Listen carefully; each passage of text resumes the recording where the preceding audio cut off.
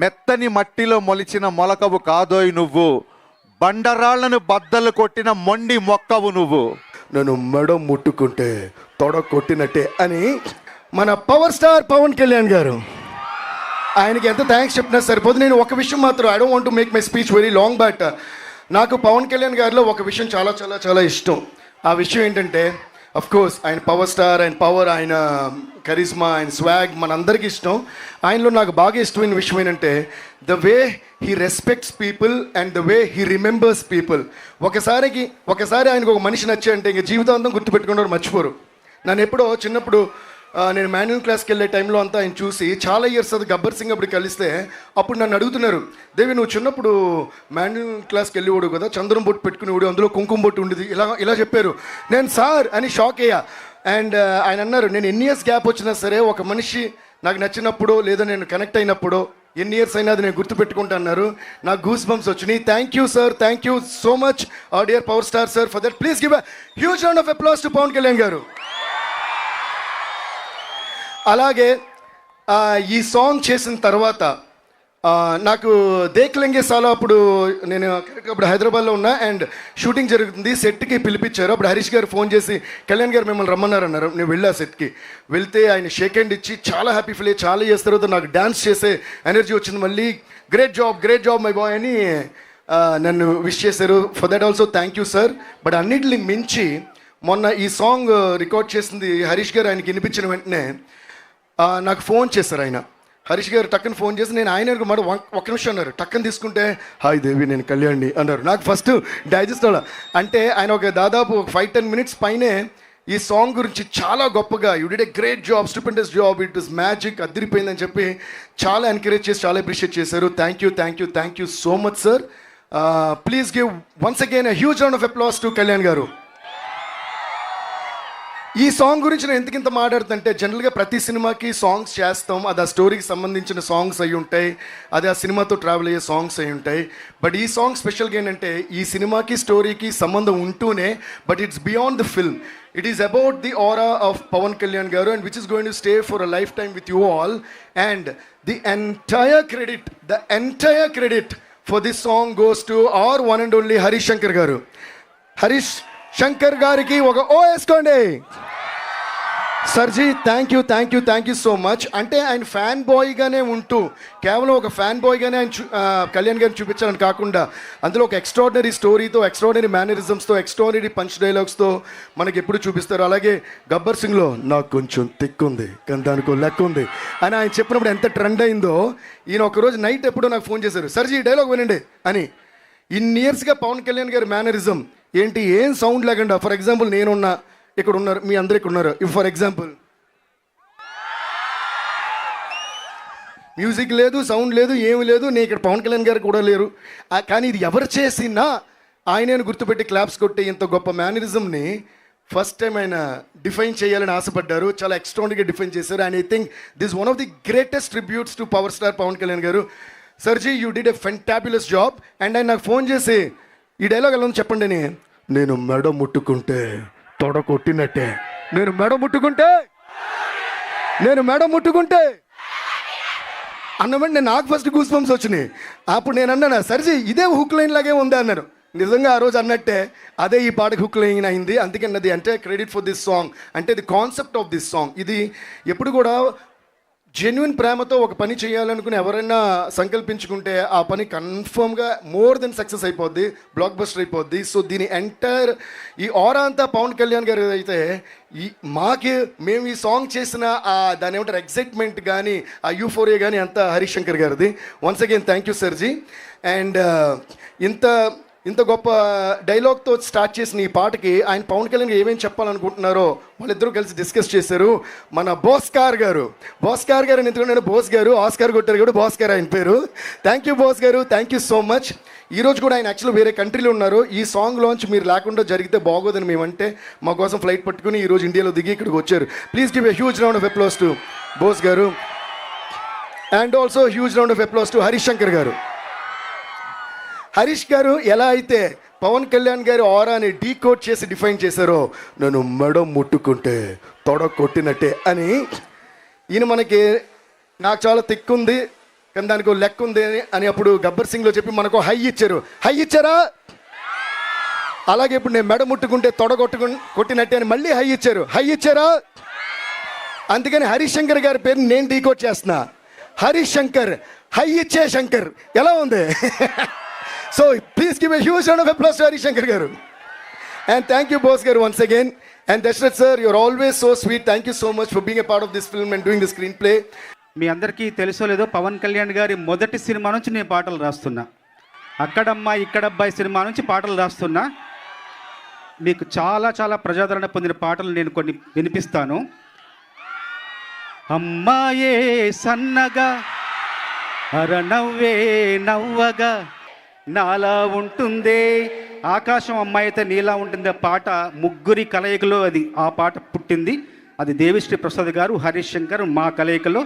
మళ్ళీ మా కలయికలో ఇప్పుడు మీ అందరి ముందుకు వస్తున్న మరొక పాట, మెడ ముట్టుకుంటే తొడగొట్టినట్టే. మళ్ళీ ఇంకా కొన్ని పిడుగులు కురిపించడానికి మన ముందుకు దేవి గారు, హరీష్ గారు, ఇంకా చాలామంది వస్తారు. సంతోషం. ఈ పాట రాసే అవకాశం. ఇంకోటి ఏంటంటే, ఇంతకుముందు పాడిన పాటలన్నీ సినిమాల్లోని పాత్రలకు సినిమాలోని కథకు సంబంధించిన పాటలు. కానీ ఈ పాట మాత్రం పవన్ కళ్యాణ్ గారి నిజమైన మనస్తత్వం, నిజమైన వ్యక్తిత్వం, ఆయన నమ్మిన సిద్ధాంతాలు, ఆచరించే సూత్రాలు, ఎంచుకున్న మార్గం, ఆ మార్గంలో పయనించే విధానం ఈ పాట. ఇది నిజం, ఇది నిజం. Thank you. వారే వా, చంద్రబోస్ గారు అదరగొట్టేశారు అంతే. చిన్న కాన్సర్ట్ చూసినట్టు అనిపించింది మాకు మీ లిరిక్స్ అన్ని కూడా. So I'm absolutely sure there's no doubt that this movie is going to be a super hit. We have always been fans of DSP Garu, right? Yes? Exactly.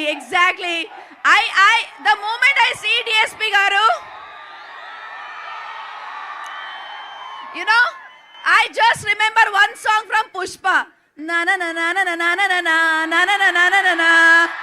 So this is what DSP Garu is for us. So nidralo kuda aa paata marchipolem anamata. So thank you so much, sir. And of course Mallareddy Garu is supporting all of us. Huge round of applause to Mallareddy Garu. And of course the entire campus, thank you so much for being here on Sunday. And yes, we should support this song. It's a proud moment for all of us that, you know, the power star Pavan Kalyan Garu has chosen this campus to showcase his song. Thank you so much, the entire team. Thank you so much. ప్రీతి గారు sorry, మా అందరికీ తెలుసు మీ దగ్గర ఎక్కడ లేని energy ఉంటుందని, మీరు super dancer అని, మీరు సూపర్ సింగర్ అని. సో ఒక్కసారి పవన్ కళ్యాణ్ గారి మేనరిజంని చేస్తే బాగుంటుందని వి విష్. రెడీ? మెడ ముట్టుకుంటే తొడకొట్టినట్టే. Basically, you know what, I really don't want to humiliate him by doing this because he is something extraordinary. But thank you so much. Thank you so much, ma'am. ఒక dialogue వస్తుంది. ఇదేంటంటే ఆ dialogue రాసే ముందు ఒక చిన్న నాలో ఉన్న ఆలోచన ఏంటంటే, ఒక 2 decades నుంచి కళ్యాణ్ గారి మేనరిజం చేస్తున్నారు, బట్ దీనికి ఒక వర్బల్ ఎక్స్ప్రెషన్ ఇస్తే బాగుంటుంది, ఇలా అనగానే ఒక మాట గుర్తుకు రావాలి డెఫినెట్గా అన్న థాట్ నుంచి ఆ డైలాగ్ వచ్చింది. ఆ డైలాగ్ వచ్చిన తర్వాత ఈ సాంగ్కి ఇదే హుక్ లైన్ అయితే చాలా బాగుంటుంది అనిపించింది. ఎందుకంటే సినిమాలో ఉన్న ఎమోషన్ నుంచి అది స్టార్ట్ అవుతుంది కాబట్టి ఇది యాప్ట్ అనిపించింది. ఈ హుక్ లైన్ చెప్పగానే ఫస్ట్ డిఎస్పి గారు ఎగిరి గంతేశారు. అసలు అంటే ఒక ఫిలాసఫీ చెప్తూ కూడా ఒక మాస్ హుక్ లైన్తో కూడా ఒక ఫిలాసఫీ చెప్పొచ్చు అన్న టైప్లో ఆయన ఒక కాంప్లిమెంట్ ఇచ్చారు. ఆ తర్వాత ఆ ఆరాకి ఖచ్చితంగా ఆస్కార్ పెన్నే కావాలి అనిపించింది. ఇమ్మీడియట్గా మా బోసన్న దగ్గరికి వెళ్ళా. బోసన్నకి నాకు రిలేషన్ అసిస్టెంట్ డైరెక్టర్గా ఉన్నప్పటి నుంచి, నేను డైరెక్టర్ అవ్వక ముందు నుంచి నన్ను చూస్తున్నాడు. మళ్ళీ నాకు ఆటోగ్రాఫు, గబ్బర్ సింగ్ ఈ రోజులు గుర్తొచ్చాయి అన్న. కంటిన్యూగా అంటే సాంగ్ వచ్చేంత వరకు బోస్ గారు నేను హోటల్లో చెక్ ఇన్ అయ్యామంటే లిరిక్ పేపర్తోనే బయటికి వెళ్ళాం. ఇంకా హోటల్ విడిచిపెట్టి బయటికి వెళ్ళలేదు.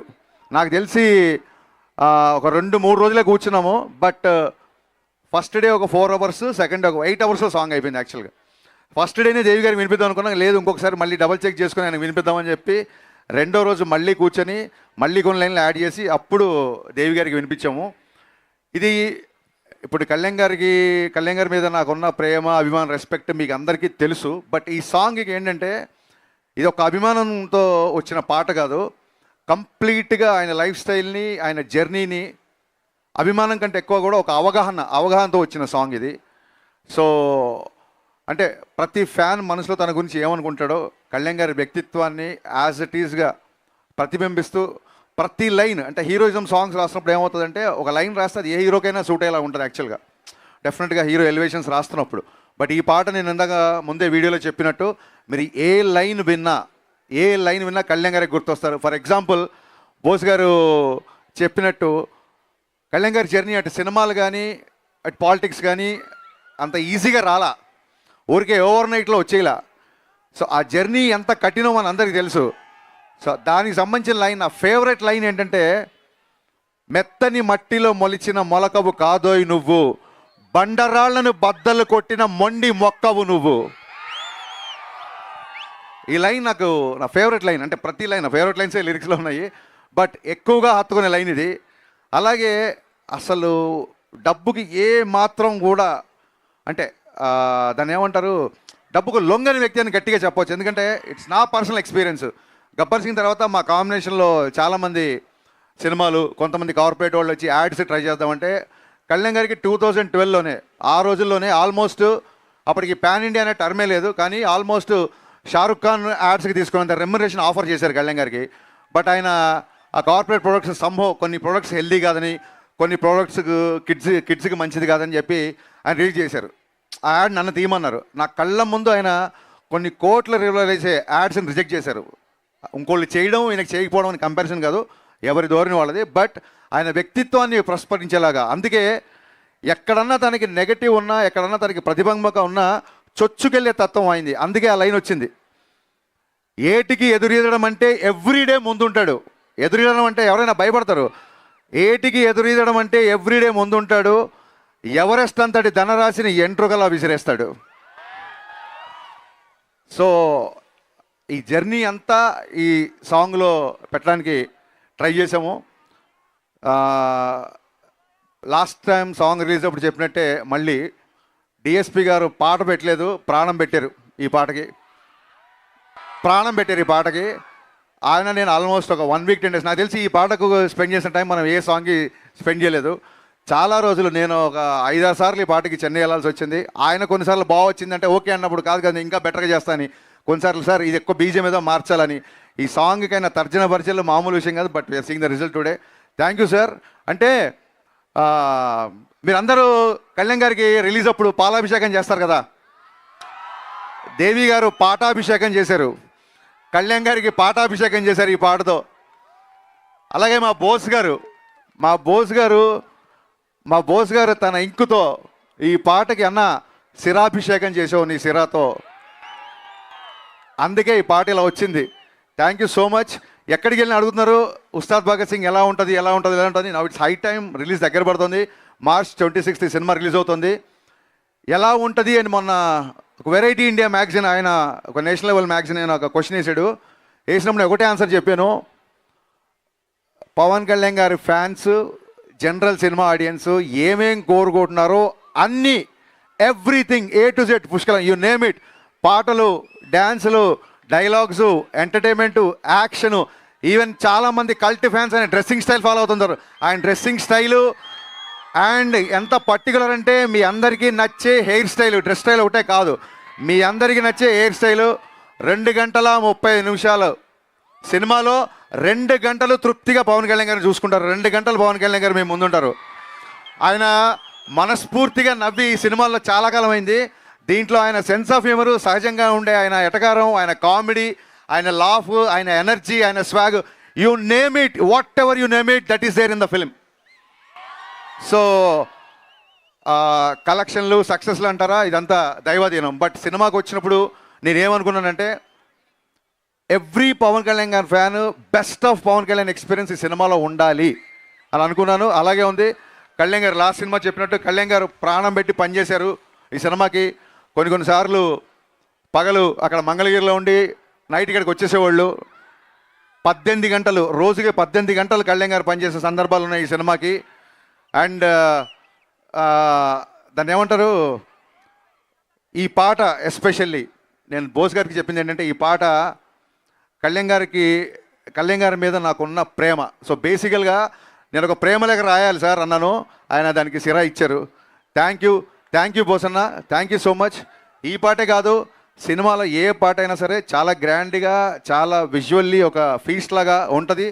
దానికి రీజన్ నన్ అదర్ దాన్ మా ప్రొడ్యూసర్లు నవీన్ గారు, రవి గారు. వాళ్ళిద్దరు లిటరల్గా ఒక 3 ఏళ్ళు నన్ను భుజాల మీద మోసారు. భుజాల మీద మోసారంటే లిటరల్గా కాదు, వాళ్ళ హైట్కి ఎవరైనా భుజాలు ఎక్కితే మట్టు కింద పడిపోతారు. వాళ్ళు జాగ్రత్త ప్లాన్ చేసుకున్నారు. సో భుజాల మీద పోయడం ఏంటంటే ఏ రోజు కూడా, అంటే కొంచెం ప్రాజెక్ట్ మేము అనుకున్న దానికంటే డిలే అయింది కాబట్టి ఏ రోజు కూడా చిన్నపాటి అసహనం కానీ చిన్నపాటి నిరాశ కానీ లేకుండా ప్రొడక్షన్లో నేను అడిగిందే కాదు, నేను అడిగిన దానికంటే ఎక్కువ ఇచ్చారు. వాళ్ళు చిన్న ట్రాఫిక్లో ఇరుక్కున్నారు. They are on the way, any moment they'll be reaching here. So Naveen గారికి, రవి గారికి అండ్ డే అండ్ నైట్ కష్టపడుతున్న మళ్ళీ మా డిపార్ట్మెంట్కి, దేవి గారు ఎన్ని థ్యాంక్స్ చెప్పినా, అంటే నాకు చాలాసార్లు అనిపిస్తుంది, ఇళయరాజా గారు, ఆర్డి బర్మన్, ఏఆర్ రెహమాన్, దేవి గారు వీళ్ళందరూ కేవలం మ్యూజిక్ చేయడానికే పుట్టారేమో, వీళ్ళకి మ్యూజిక్ చేయడం తప్ప ఇంకే పని రాదేమో అనిపిస్తుంది. సర్జీ, Hartwell thanks to you. Thanks for always being there, not just like a music director, more than music director, more than a brother, more than a guide. Thank you so much. మీరు అక్కడ Filmfare award తీసుకొని ఫాస్ట్గా ఈవెంట్కి రావడంకు అందుకు మళ్ళీ thanks చెప్తున్నా. Thank you guys. So remember March 26th.